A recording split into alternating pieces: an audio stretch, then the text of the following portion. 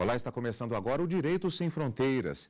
E o tema da semana é a chamada Cooperação Sul-Sul, ou seja, parcerias firmadas entre os países em desenvolvimento para promover exatamente o desenvolvimento comum. Os nossos debatedores de hoje são o diretor-geral da Agência Brasileira de Cooperação, embaixador Fernando Abreu, e o professor de Direito Internacional do Instituto Rio Branco, professor Jorge Fontoura. Eu agradeço a presença de ambos aqui nos estúdios da TV Justiça e os convido aos nossos amigos da TV Justiça que estão em casa a nos acompanhar em uma reportagem sobre o assunto.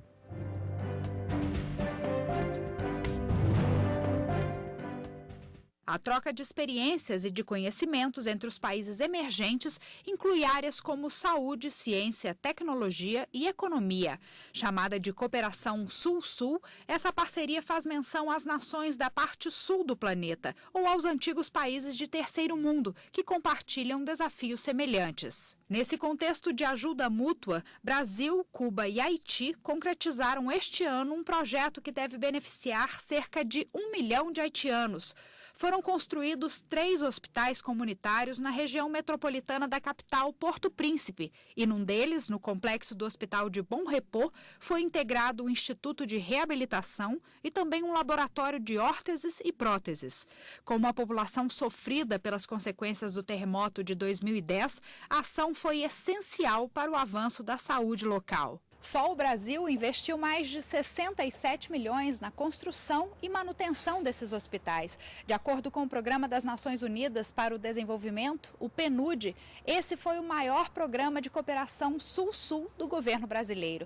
A iniciativa mostra os ganhos reais que a cooperação pode levar às populações e faz com que todos os países e instituições envolvidos se beneficiem nessa troca de experiências. O papel desse projeto especificamente não somente é transferir tecnologia, mas viabilizar junto ao país que recebe a cooperação, de certa forma, conhecimento para que ele possa viabilizar a sustentabilidade do projeto. O especialista afirma ainda que a parceria entre os governos de Brasil, Cuba e Haiti fortalece o posicionamento do país no cumprimento dos Objetivos de Desenvolvimento do Milênio. É um projeto inovador e ele contribui e fortalece o posicionamento do Brasil no cumprimento do ODM 8, que é o de promoção de parcerias globais para o desenvolvimento. Estaremos com certeza contribuindo para que o Haiti cumpra os Objetivos de Desenvolvimento do Milênio 4, 5 e 6, que é o de redução da mortalidade infantil, a questão da promoção da saúde materna e a redução de doenças imunopreveníveis.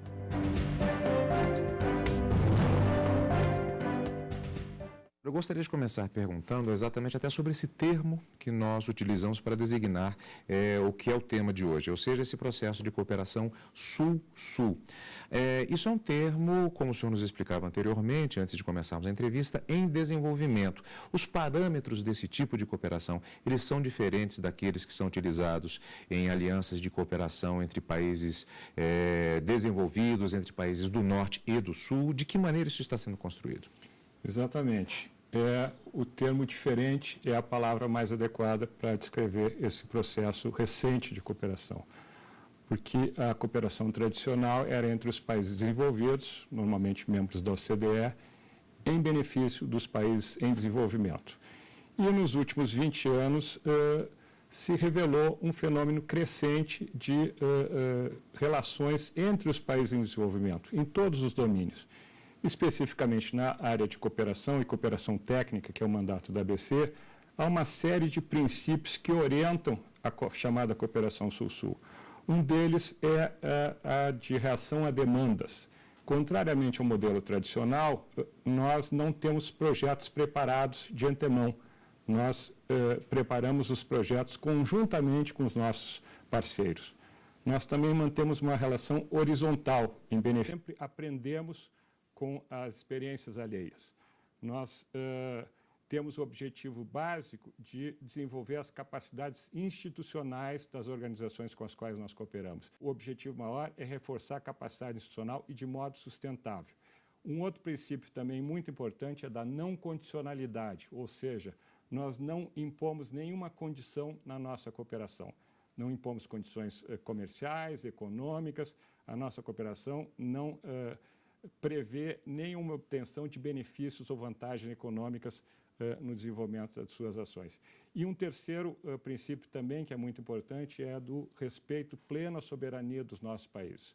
Nós não impomos condições políticas, ou seja, não impomos adoção de políticas de direitos humanos, de maior transparência ou de melhor governança em troca da cooperação, como alguns países fazem. O professor Jorge Fontoura, ele preside o Tribunal Permanente de Revisão do Mercosul, o que já vai implicar em uma pergunta daqui a pouco relativa a esse tema, mas antes eu gostaria de fazer uma abordagem referente a esses pontos que foram colocados pelo embaixador.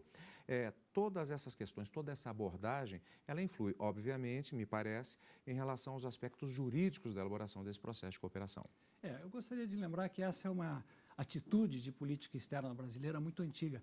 Temos a impressão de estar lidando com um conceito novo, porém isso está na política externa dos anos 60, havia outro nome.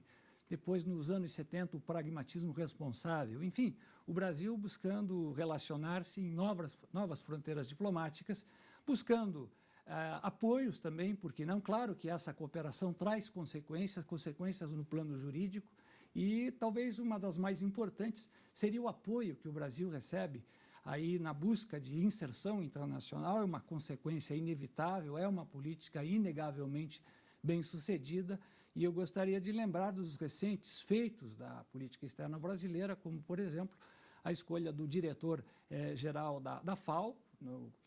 Foi um pleito, ele ganhou por quase 100 votos, é uma escolha. Eu lembro que cada país tem direito a um voto na comunidade internacional, e a base da pirâmide, os países em desenvolvimento, são muito mais numerosos. Isso representa um apoio eleitoral maior. Eu lembro também a vitória recente do Brasil para a direção da Organização Mundial do Comércio.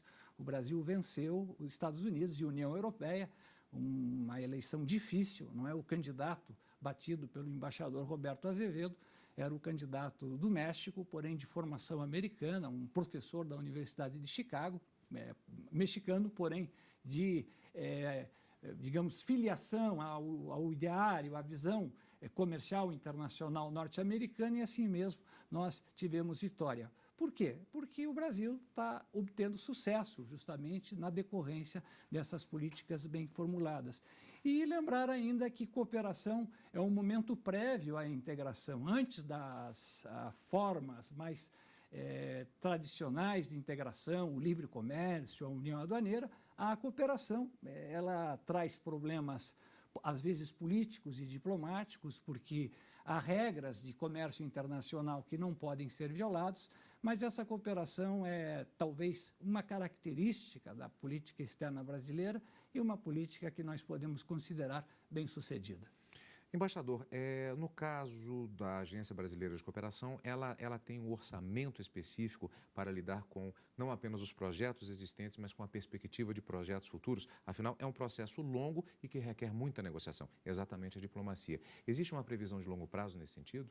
Não, nós temos operado basicamente com orçamentos anuais, que têm se mantido constantes e que, em função da demanda, são insuficientes. A própria receita de sucesso do nosso modelo de cooperação gera novas demandas. E nós, em função da limitação de recursos orçamentários, não temos condições de atender todas as demandas recebidas atualmente. É um paradoxo, é uma situação curiosa, porque acaba gerando sucesso que aumenta a demanda. Exatamente. Nós temos procurado identificar alguns novos parceiros, algumas instituições brasileiras que dispõem de orçamento próprio, de recursos que podem ser alocados para a cooperação internacional. O mais recente é a Agência Nacional de Águas. Nós também temos uma excelente cooperação com o Fundo Nacional de Desenvolvimento da Educação, também com alguns organismos internacionais, e também uma modalidade relativamente recente de cooperação, que é a cooperação triangular, que também foi feita referência na reportagem, que é uma cooperação Brasil-Cuba em benefício do Haiti. Há uma outra modalidade, que pode ser Brasil, um país desenvolvido em benefício de um terceiro país do Sul, ou também Brasil, uma organização internacional em benefício de um terceiro país, e o que é mais raro, mas que é o caso que ocorreu no Haiti, de 3 países do Sul envolvidos na cooperação, 2 em benefício de um terceiro. Professor Jorge Fontoura, um artigo recente seu fazendo referência ao Pacífico como uma expectativa sendo muito difundida por conta, particularmente dos países andinos que têm uma relação direta, uma passagem para o Oceano Pacífico, para mercados como a China, normalmente têm sido apontados como uma grande expectativa do paraíso na Terra, como o professor mesmo faz referência no artigo publicado em jornal. E faz referência ao NAFTA, como um exemplo de situação em que se envolve um país muito mais desenvolvido, um parceiro desproporcionalmente maior em relação aos demais que compõem uma determinada aliança desse tipo. Há armadilhas nesse tipo de aliança. Nesse sentido, eu lhe pergunto se essa parceria de países em desenvolvimento, portanto, com uma situação um pouco mais equalitária, inclusive do ponto de vista econômico, não é uma saída mais interessante para o próprio Brasil nesse sentido, visto que o nível da conversa se dá com mais igualdade entre os parceiros. Seria mais ou menos por aí, professor? Nós estamos falando aí de integração. É a proposta de um bloco econômico, seria o degrau acima do degrau da cooperação. Haveria mais requintes jurídicos, como a firma de um tratado, como uma negociação técnica mais ampla. Mas nós lembramos sempre que essa Aliança do Pacífico representa uma abertura econômica absoluta, e é uma abertura econômica que tem como pano de fundo sempre essa desregulação das barreiras, das defesas comerciais, e nós estaríamos aí competindo com países francamente mais fortes no comércio internacional e, claro, se a abertura em 2 vias, ambas as partes têm vantagem, mas nessa expectativa de aliança para o Pacífico, nós observamos a realidade do bloco que existe na América do Norte, depois de 20 anos de livre comércio entre México, Estados Unidos e Canadá. Talvez as experiências de Canadá e de México não sejam tão alviçareiras como as pessoas que defendem acirradamente que o Brasil participasse também dessa negociação e desse bloco, passam a fazer aí na academia, nos órgãos de imprensa. Então, nós vemos com muita preocupação, com muito cuidado, lembrando que esse livre comércio com uma hipereconomia, com uma economia muito competitiva, como é a economia norte-americana, traria riscos muito grandes e é algo que teria que ser feito com muita cautela, com muita prudência, algo que o Brasil está fazendo. O professor já adiantou, inclusive, um tema que eu gostaria de abordar no próximo bloco, que é exatamente esse de um passo mais aprofundado em relação, no caso, por exemplo, podemos citar a própria situação do Mercosul, que muito se falou a respeito de se ter uma situação que se aproximasse da situação dos países da União Europeia, mas seria, como o professor bem disse, um novo patamar. Quais os desafios desse tipo de cooperação?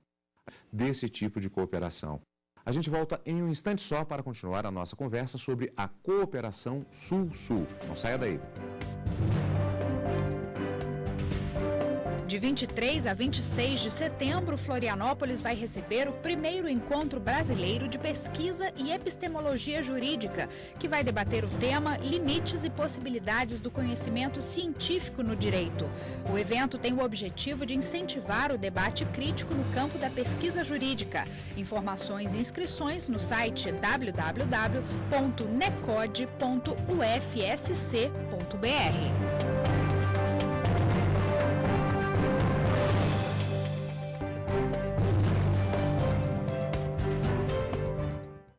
O Direito Sem Fronteiras está de volta. No programa de hoje, a conversa é sobre a cooperação Sul-Sul. O professor Jorge Fontoura adiantou um tema que eu gostaria de abordar nesse bloco agora, como parte do nosso programa como um todo, que é um patamar acima, como o professor bem disse. E muitas vezes as pessoas podem confundir um pouco e até chega a ser objeto de controvérsia, às vezes até falsa, quando se fala a respeito de críticas ao Mercosul, por exemplo, dizer, não, mas nós não temos uma situação como a União Europeia. Na verdade, para usar uma frase feita, eu peço desculpas por isso, uma coisa é uma coisa, outra coisa é outra coisa, não é, professor? Bem, a grande diferença é o sistema presidencial que nós temos. A nossa integração na América do Sul, em particular, é uma integração feita sob a égide de regimes presidencialistas muito fortes, regimes presidencialistas imperiais. Eu lembro que todos os estados europeus comunitários são parlamentarismos ou formas mitigadas de parlamentarismo. E é muito mais fácil você ter supranacionalidade em parlamentarismo. O que é a supranacionalidade? Autoridades que estão acima das autoridades nacionais, como existe na realidade europeia. O Brasil, justamente, tem uma experiência importante, tanto na integração, como uma expertise na cooperação. Eu lembro que o Brasil é um país muito simpático perante a comunidade internacional. O Brasil é um país um dos poucos países que se relaciona com todas as nações do mundo. E as pessoas que viajam sabem que a expressão Brasil é um código de sorriso. Quando você fala a palavra Brasil, em qualquer país do mundo, normalmente você obtém um sorriso. O Brasil tem uma imagem positiva, é um país que tem 10 vizinhos, um país multirracial, um país da paz. E isso tudo é um produto importante e que se transforma em uma vantagem competitiva quando nós falamos de comércio internacional. E lembrarmos que antes da integração, a cooperação é um exercício muito importante disso, da imagem do Brasil perante o mundo, essas atitudes de cooperação que o Brasil faz, programas extraordinários na África, na América Central, enfim, porque o Brasil tem problemas semelhantes em relação a esses países em desenvolvimento e temos soluções a ofertar. E isso tudo está muito vinculado a esse projeto bem-sucedido de cooperação, hoje se chama Sul-Sul, mas já houve outros nomes e sempre foi uma tendência da política externa brasileira, dos presidentes, é claro, eu lembro que o Itamaraty faz a política externa dos presidentes, porém é algo bem sucedido nas relações internacionais, na história pretérita e recente das relações internacionais brasileiras. Há áreas prioritárias em termos de cooperação? As áreas prioritárias são as áreas em que nós temos capacidade adicional. Nós temos grande demanda na área de educação, agricultura, meio ambiente, saúde, políticas de inclusão social e diminuindo um pouco em outras áreas, mas temos registro de cooperação em mais de 30 setores e mais de 150 instituições brasileiras estão envolvidas em projetos de cooperação. Algumas mais, outras menos, mas com forte participação. Eu queria continuar com o professor ainda com relação ao Tribunal Permanente de Revisão do Mercosul, que é presidido pelo professor. Ele tem um papel especificamente nesse processo de cooperação, que é tema de hoje, o processo de cooperação Sul-Sul? Bem, o tribunal é um tribunal comercial arbitral, ele teria uma outra vocação, ele tem uma jurisdição destinada a resolver conflitos comerciais entre os países membros do Mercosul. Eu lembro que conflitos comerciais, ao contrário do que pensa a grande imprensa, são conflitos benéficos. Alguém diria, mas como conflitos benéficos? Sim, porque conflitos comerciais só existem em países que têm comércio. Quanto maior o comércio, maior o grau de conflituosidade dos países. E, claro, um sistema de solução de controvérsias, nesse caso, é essencial e o tribunal, portanto, estaria já naquele outro patamar, que seria o patamar da integração. Quanto mais sofisticada a integração, mais sofisticado deve ser o sistema de solução de controvérsias. O Mercosul está em um processo que poderia ser designado de uma união aduaneira imperfeita e tem um sistema de solução de controvérsias na medida de suas necessidades, na minha análise, e é justamente o sistema arbitral, como a arbitragem existe também no NAFTA e nos institutos internacionais de arbitragem. Mas é uma vocação especificamente voltada para os conflitos comerciais. Embaixador, existem processos de cooperação, existem acordos de cooperação que muitas vezes estão disponibilizados e pelos quais a própria população brasileira ela pode ser beneficiada, mas talvez a população ela não tenha informação suficiente a respeito de muitos desses acordos. Isso é um desafio do ponto de vista institucional também, tornar claro isso para a população de certa forma. Na realidade, existe um sítio específico no Ministério das Relações Exteriores que lista todos os acordos, ou todos os atos internacionais, melhor dizendo, com todos os países, nas distintas modalidades e os vários graus. Então, lá podem ser identificados casos específicos. E também nós, no sítio da ABC, temos a relação dos projetos em execução com todos os nossos parceiros. Vamos aproveitar e passar para os telespectadores, portanto, quais são esses sites? Bom, o site da ABC é www.abc.gov.br e o sítio específico da Divisão de Atos Internacionais deve ser buscado no endereço www.itamaraty.gov.br. Eu apenas gostaria de lembrar que nessas dificuldades que o Brasil deverá enfrentar, existe o problema da ideia que se tem a respeito do Brasil nos grandes foros internacionais na relação com os demais países. O Brasil, tradicionalmente, foi visto como o país, o rico entre os pobres e o pobre entre os ricos. E essa persona está mudando. O Brasil está tendo outras características hoje e, em função dessas novas características, o Brasil será virtualmente a quinta economia do mundo nos anos de 2020. Não temos dúvidas que novas fronteiras deverão ser enfrentadas, deverão ser desbravadas e, fundamentalmente, o Brasil deverá se adaptar, saber se adaptar a essas novas carências, essas novas necessidades que existem nos vizinhos e as potencialidades que tem para poder auxiliar os vizinhos. Embaixador, já vislumbra alguns desses desafios?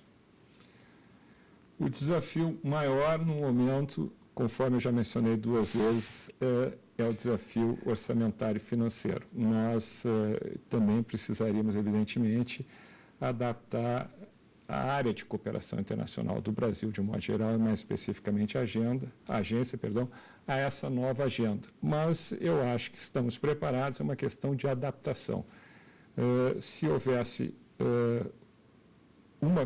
um pedido a fazer, eu gostaria de ter hoje mais recursos. Nós temos uma capacidade de execução financeira orçamentária que eu diria que é quase única da administração pública federal, que é de 100%. Nós executamos, nos últimos 4 anos, 100% de todos os recursos recebidos. E isso é raro na administração pública, o que demonstra que nós temos capacidade.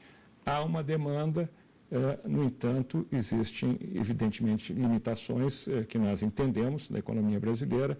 A decisão é do Congresso e do governo federal. Nós vamos, evidentemente, operar nessa linha, mas nós gostaríamos de contar com mais recursos para projetar mais a imagem do Brasil, para cooperar mais. E, conforme eu disse, também é uma cooperação diferente, a cooperação horizontal em benefício mútuo. Nós também aprendemos com os nossos parceiros.